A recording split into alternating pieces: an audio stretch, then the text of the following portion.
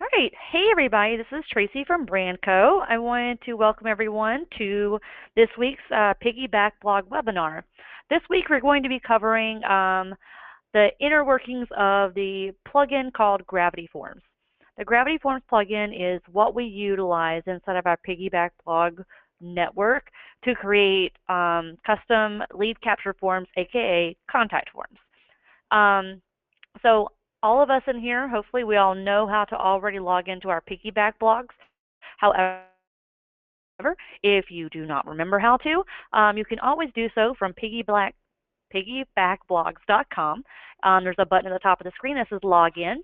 You can log in from there, or you can go to your own website, and usually there will be a blog link on your menu. If you click that button, it'll take you to your blog page. And from there, you can either add on a /wp-admin to your URL, or some sidebars, meaning the areas to the side of your actual blog area, will have a section in it called meta. Now, a lot of people will ask me, is that supposed to be there, or should I remove it? Is someone going to be able to log into my website? No. This is literally just a login place. So if they don't have a login, they can't get in there. So in that meta area, there's a button where you can click to log in. It currently says log out because, of course, I'm already logged in. So if you are able to get into your Piggyback blog, you'll notice that there is a big red area all the way around it now. That is your new theme for your Piggyback blogs, to try and make there an option to where it's a little less, what do you want to say, overwhelming. This is your standard layout when it comes to a WordPress blog. You're going to see all this stuff on the side here regularly. Now, if you're on our basic version, and you get to basic by clicking the toggle area at the bottom of the screen, if you're on your basic, in order for us to access our plugin area, in order to activate a plugin, you're going to have to be on the default layout, which is the one that looks a little bit busier. So don't worry, you can go switch back and forth out of these at any time, okay? So if you go into the plugins area, there are a lot of plugins in there, and you'll probably see more on my screen than you do on yours, because I'm a super admin and that's the login I'm using currently for this. So don't be overwhelmed by what you see. Just look for the one that we're talking about today and go ahead and activate it. You'll see that they're in alphabetical order. So if you click on Gravity Forms and click the button that says Activate, what that does is that activates the plugin so that we can begin using it. If a plugin is in here and it's not activated, that means it's not going to slow down your website. It's not trying to use it or anything like that. And don't activate something unless you plan on using it. So as you may have noticed, there is a section up here underneath media that has opened up for us, and it is called Forms. Now, the whole purpose behind this plugin is for us to be able to recreate forms that we have on our e-agency website, or make forms that we would rather have specific form fields in. So if you look at a e-agency website, so let's go to the contact form on an e-agency website. So currently it's asking for first name, last name, email, phone, best time to reach me. It's a drop down, has 4 options. I am interested in, and it gives a couple of different radio checkbox buttons. And then there's an area where you can put in your comments. And it has a CAPTCHA as well included. So if I wanted the phone area to be required, I don't have that ability to change that with any of the forms that are already located on my e-agency website. So our next option would be to access our Piggyback login to create our own form that we would have full control over, and we could add in and put whatever fields we want and have it directed to whatever email address we want to send it to and all that kind of fun stuff. So if we wanted to recreate this actual plugin, this actual contact form, we could.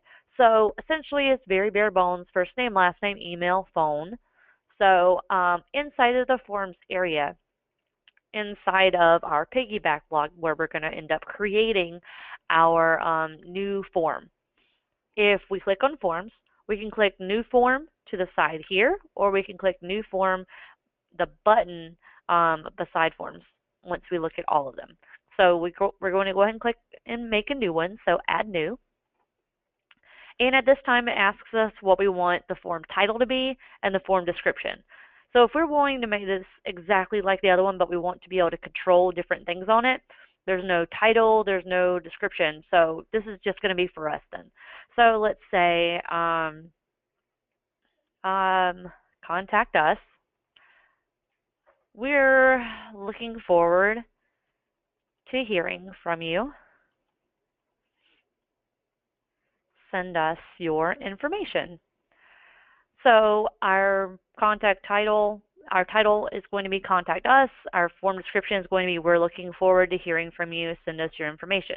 You'll see where these two fields come into play whenever we opt to put it on a page or a post or into our sidebar on our by way of widgets. Okay? So let's go ahead and create the form. So I'm going to go ahead and try to zoom in so we can see things a little bit better. I've heard that it's kind of hard to see in these webinars, so I want to make sure that everybody can view everything that I'm doing. So in this form, we've called it Contact Us, and we wanted to add in a field for their first name and last name. So you can see over to the right-hand side, there are standard fields. And you can see there's different options inside here. So there's like, a single input field that has single line text. So it would just be a line beside it. A drop down is going to be like this right here. This is a drop down. These are called checkboxes. These would be things like single lines. This is going to be a specific form field. This looks more like paragraph text. So you can kind of see what these are actually talking about. So to make things even easier, they've added an area called advanced fields. So if we look at that, they've got some kind of options in here that kind of help us out. If we're wanting to ask for somebody's first name and last name, if we just click on this advanced field called name, it automatically gives us a field that asks for the first name and the last name. Ta-da! How easy is that? That's really, really helpful so that we don't have to make two single line text fields in order to do the same thing.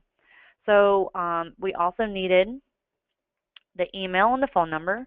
So inside this advanced fields area, there's also an email option and a phone number option. So we did notice, however, on here that they are starred because they're required. So if we wanted to make like the first name, last name required to where someone had to fill out that section of the field of our contact form in order to go, be able to submit it to us, then we were going to need them to have it be required. So if you click on any of these, it'll open up and give you some options. And inside those options, you can change the field name. Field label right now is name, so that's what displays above our actual thing that we're asking to get from our users. So there's an area here that says rules required.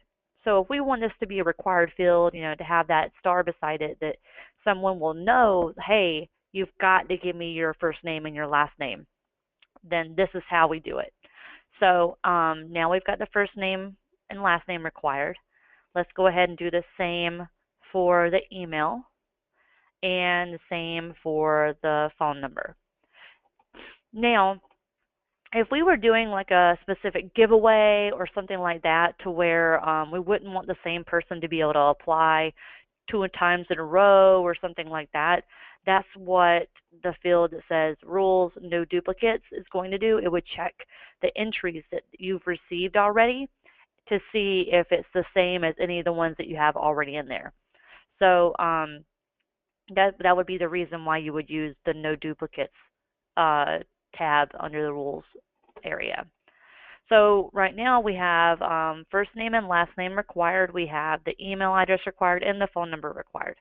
So I think the next area is our best time to be reached, which is a drop down. So it's not going to be already found in our advanced fields area.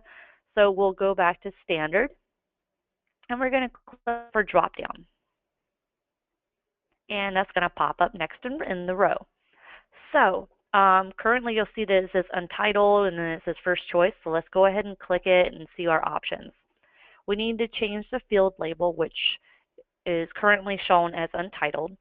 The other ones would be name, email, phone. So this one is going to be best time to be reached. And our choices would be anytime, in case the person doesn't care what time we call them, morning, afternoon, and we need 4 options, but there's only 3 right now. But you can see that there's a plus and minus sign over here to the side, meaning if you wanted to add another row or take a row away. And you can see these options whenever you roll over them or hover. You can see that it says remove this choice or add another choice. So if I'm doing this at the bottom, it's going to add it to the bottom. If I click to add another one and I was doing that beside the morning one, I would click it and it would add it in between morning and afternoon. But I don't want it, so I'm going to get rid of it. Okay. And the last option was evening. So that's good. I wouldn't say this would be a required field. I mean, if they don't tell us what time to call them, probably just going to call them anytime we're available.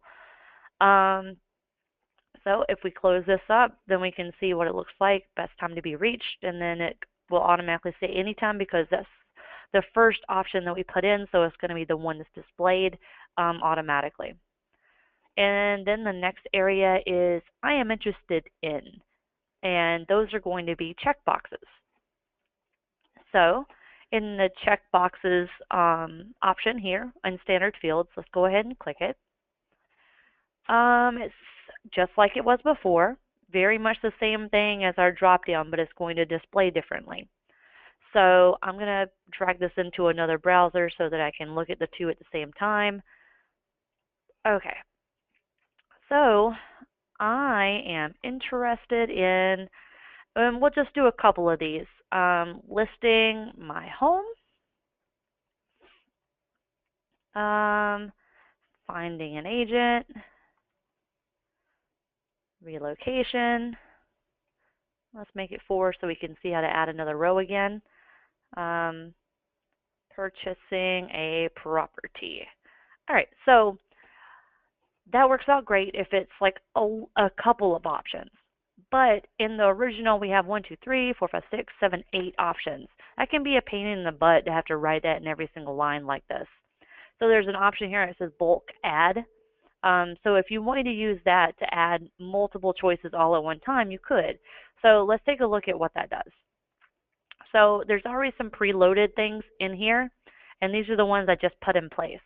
So if you wanted to make them and do employment and then do full-time, part-time, it's already in here, so you won't have to write it all out yourself. Job type, months of the year, how long, comparison, agreement, size, things like that. Now, the options that are already inside of your e-agency website aren't in here, already preloaded. So if you wanted to fill out one on your own, let's just say, I wonder if we can just copy. So we're going to copy this area and then paste it. That makes things a little bit easier so we don't have to write each and every section. So what I did is I went and I copied all the options that are showing up on that original contact form for this area and just pasted it into this area so that I wouldn't have to fill it out row by row because our time's precious, right? So quick and easy, insert the choices, and then they're all in there so I didn't have to do it one by one by one by one. So that's a great option to be able to utilize. And then the last option in this contact form was a comments area that included like a paragraph area where you could fill out like a lot of text. So for that, that would be standard fields, and then the option would be paragraph text. And you can see that's a big box that they can write to their heart's content in. And let's just put comments. So that would finish it up. However, there's this one thing down here called a CAPTCHA. And what that does, for lack of a better term, it ensures that the person filling out your form is not a robot. And we don't want robots filling out forms on our website because I mean it just makes more trouble for us to have to go through them and try to sort through whether or not it's real or fake. So if we wanted to add a CAPTCHA, we definitely could. And there's a section under advanced fields that says CAPTCHA. So let's just click it, and ta-da! You could do it, but you have to sign up for the free CAPTCHA account and all that kind of stuff inside here. So adding a CAPTCHA is a possibility. You can do it, but you have to do this free account thing so that it has somewhere to pull that random information from. So we're going to leave it off for now, okay? Okay, and once we've finished our form, we're just going ahead and click Update Form, and it's all up to date. So it's saved. That's the way the form looks. That's the way it's going to function. Let's look at our last two areas in case you ever need it. They're there. Post fields. There's a title, a body, an excerpt, and things like that that you can put inside here. Most of you will never end up bothering to utilize this, so I wouldn't worry about it too much. And then pricing fields. This is not going to be used as well either. That's why whenever I was doing this webinar, we totally talked about the standard fields and the advanced fields. That's going to take care of every need that you have. Okay? So the next important piece of this is if someone fills out this form, where does the information go? Now, we know that if someone fills out our form on eAgency, our information is going to go into our eEdge system, and I believe that it then gets emailed to you, correct? This takes eEdge out of the equation. You're just going to get a direct email. That email is going to go directly to whoever the admin email address is for your website. If you don't know what the admin email of your website is, here's how you check. There's an area here called Settings. Whoop, too big. Settings is right here. So inside of Settings, if you go under General, you'll see that there's an email address under General Settings. This is your admin email address.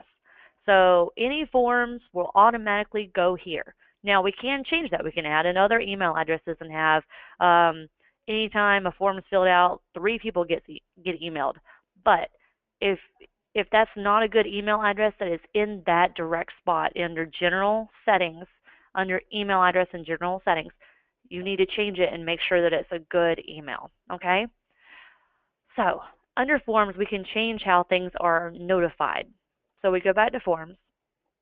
If we hover over any of these, you'll see that there's different options that will pop up. You can duplicate a form, you can manipulate the settings, you can go into your entries.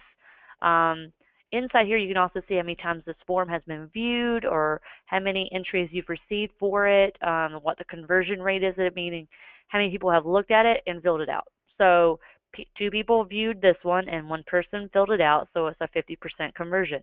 That's not bad. So if we go into Contact Us and we wanted to manipulate the notifications for it, then we would go under Settings, Notifications. All right, so we have one already in here by default, and it says Admin Notification.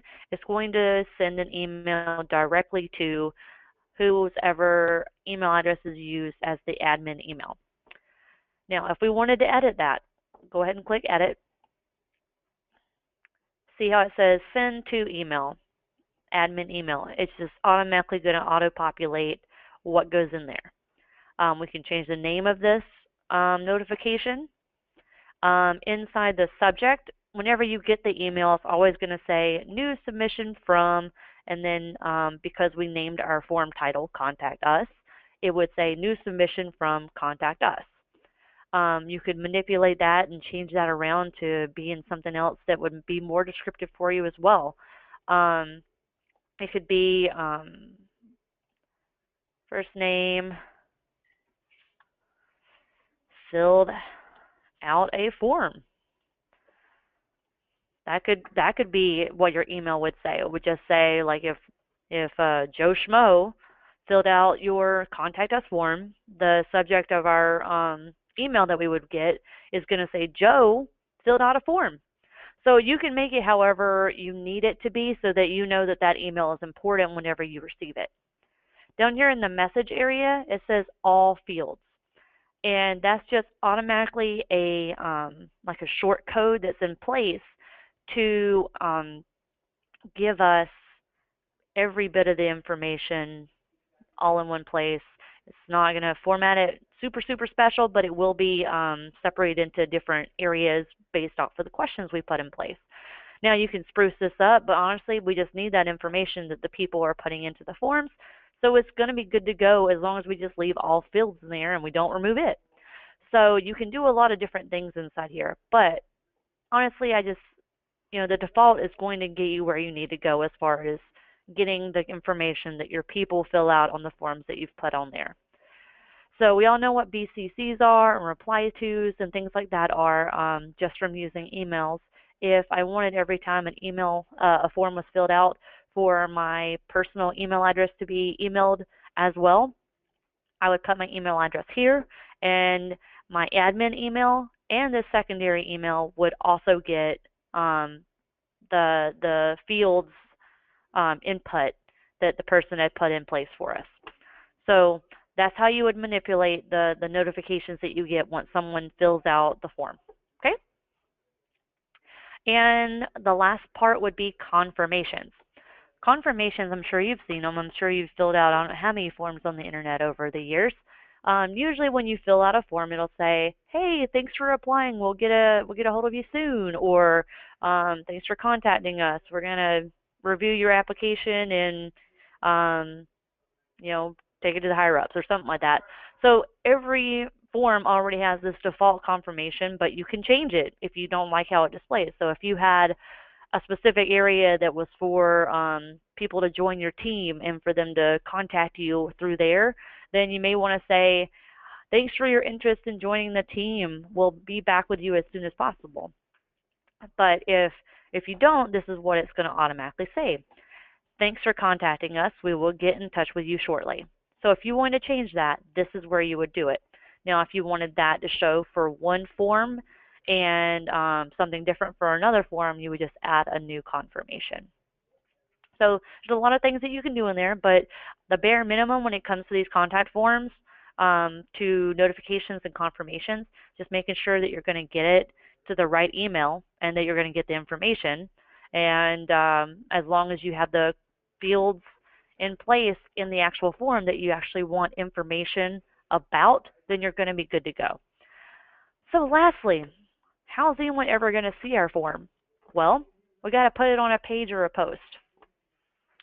So if we're going to create a page, let's go ahead and just do it. Pages, add new. And I'm going to call this page, we want to hear from you. Now, if you're wondering why my toolbar looks a little weird, it's because I'm zoomed in. WordPress is a responsive platform, so because I'm zooming in, it thinks that my screen is smaller, so it's trying to shrink everything all into place. So if we wanted to add the form that we had made that says contact us, there's a button that has shown up beside our add media button that says add form. So we click it, and we have a drop down that will allow us to click the forms that we've created. So let's just click contact us. And this is where I was saying that the form title and the form description would come into play. You can have them display or not display. So it's a matter of how you want your layout of this actual page to look. If you wanted to just write above your contact form in the page that you're putting it in, you can. So let's just go ahead and do that. I'm going to not display the title or the form description and just insert the form. It's going to display like this, so don't expect to see your form while you're editing your content. And I want to write some stuff above it. We're looking forward to hearing from you.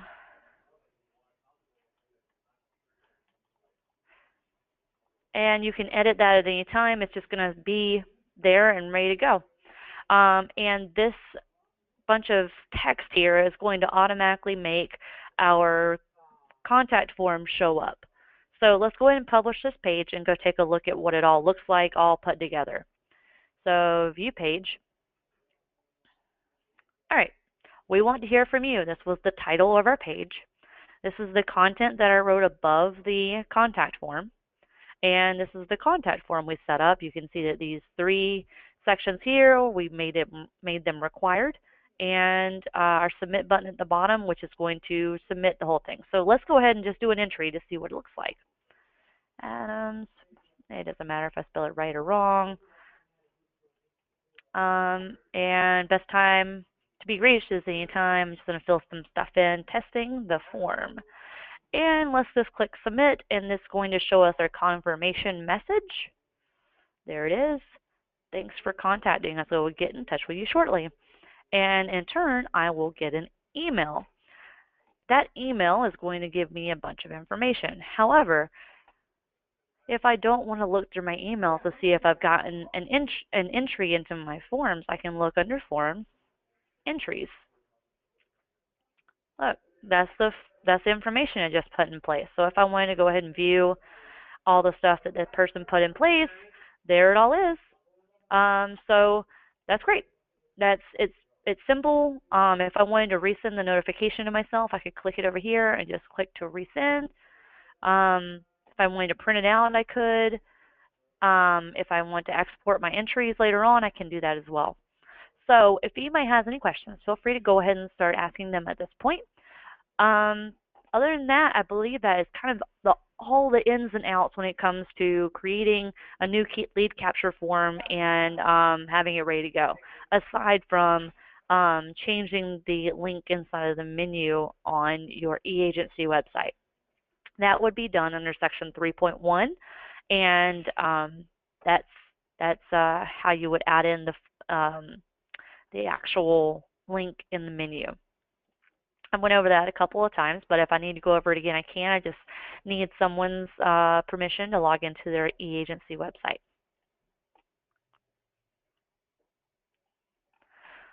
All right, so I'm going to go ahead and run a poll as well, asking what you may want to cover in the next webinar. So let me know if you would like to learn more about the Jetpack plugin, about SEO, about how to format your content inside of your blog, meaning like if you wanted to add headers or hyperlinks and things like that, photo galleries and picture formatting, or if you just want me to go back to the basics of how to create a blog, how to create a blog post, any of that kind of information, just let me know. So it looks to me like content formatting seems to be winning out. So next week's webinar, I'll cover how to go over content formatting. And on top of that, we'll also go over some SEO and Jetpack in the following weeks after that. All right, so I appreciate everyone attending this webinar. If you ever have a question or anything like that, you can feel free to reach out to me. I have an area where you can go and schedule an appointment with me at calendly.com, beatco_Tracy. And I've included that in the chat. You can schedule at your convenience from there. If you ever want to check out any of our previous webinars, you can do so from our YouTube channel, which is at youtube.com/hellobrandco. We have a playlist that has all of our previous webinars where today will also be added. And there's also a playlist of just Piggyback blog tutorials. This playlist here of tutorials is also available inside of your dashboard of your Piggyback blog. Any of these can be in any location. They're just showing up here for me right now. But it says tutorials just for you, and they all will play one right after the other. So if you need any questions answered or anything like that, I'm always available and willing to help you out. And you can send me an email directly to Tracy, Tracy, @brandco.com. Thank you for joining this webinar. Have a great day and the rest of the week.